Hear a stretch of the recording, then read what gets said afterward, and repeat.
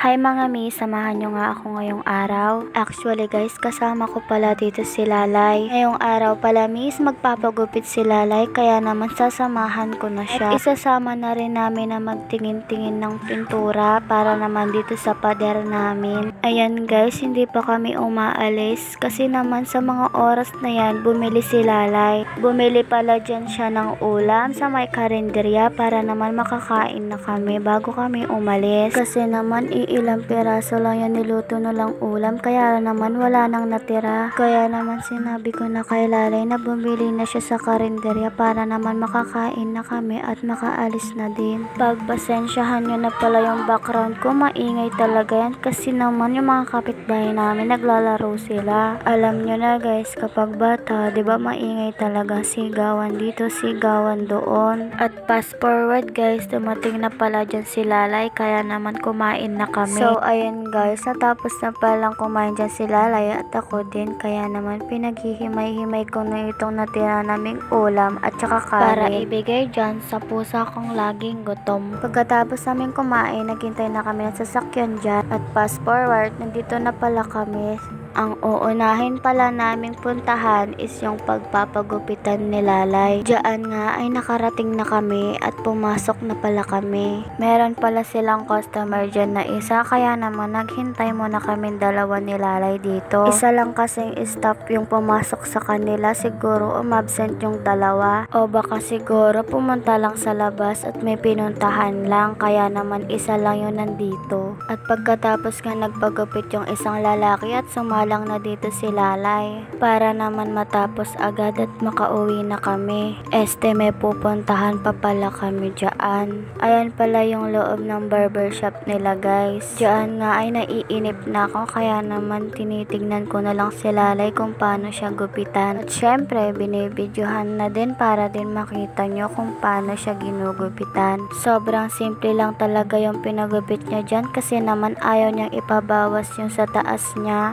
Dun sa bandang taas ng buhok niya. At sa wakas guys, tapos na pala siyang gupitan dyan at lumabas na kami at nakita namin tong bukuan. Hoy guys ha, nagbayad kami sa barbershop, hindi ko lang talaga na videohan. At pagkatapos pala namin sa may bukuan, dumiretso na kami dito agad sa may loob na palengke. Ang pangalan po pala ng pinasukan namin na ito is Twins. Dito pala ay tumitingin ako ng ballpen at binili ko na yung isa. Halos mga ballpen ko kasi is konti na yung laman, kaya naman bumili na ako ng extra. Hindi ko pala napakita sa inyo guys, kumuha pala ako dyan ng papel. Yellow pad pala yung gamit namin para sa school. Pagkatapos namin sa mga papel, pumunta naman kami dito sa may area ng mga brush. Bumili kami dyan ng brush para naman sa pintura. At pagkatapos umakyat naman kami dito sa taas, nagtingin-tingin lang kami. O diba, tingin-tingin lang pero hindi bibili.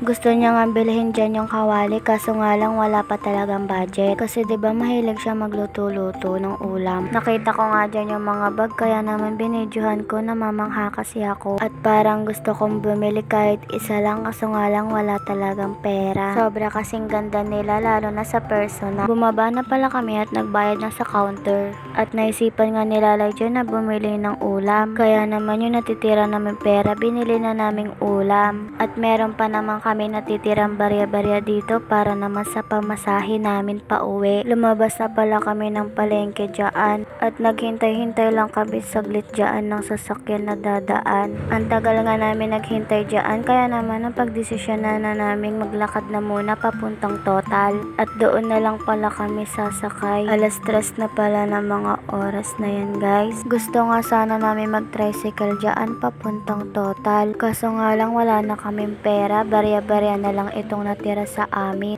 Kaya ayun, nilakad na lang namin. Fast forward guys, nandito na pala kami sa bahay. Nakarating pala kami dito sa bahay is alas 4 na. Pagkadating nga namin dyan sa bahay, hindi na nagpahinga si Lalay at agad niya na itong nilinis. Ito palang binili naming ulam is manok. Balak niya kasi ngayon mag-adobo, kaya naman bumili siya ng manok ng 1 kilo. Nagtatanggal niya na nga dyan yung mga bituka at yung tuka ng manok. Yan pala guys yung ginawang gupit sa kanya. Yan kasi yung gusto niya. Yan yung sinasabi ko sa inyo kanina kanina, simpleng gupit lang yung pinagawa niya. Kaya naman sabi ko sa kanya, sige ka, agad din na haba yung buhok mo, hindi mo pa pinakalbo. Kaso nga lang guys, talagang ayaw niya. Gusto niya naman daw ganyan para daw maiba naman. At hinayaan ko na nga lang sa desisyon niya.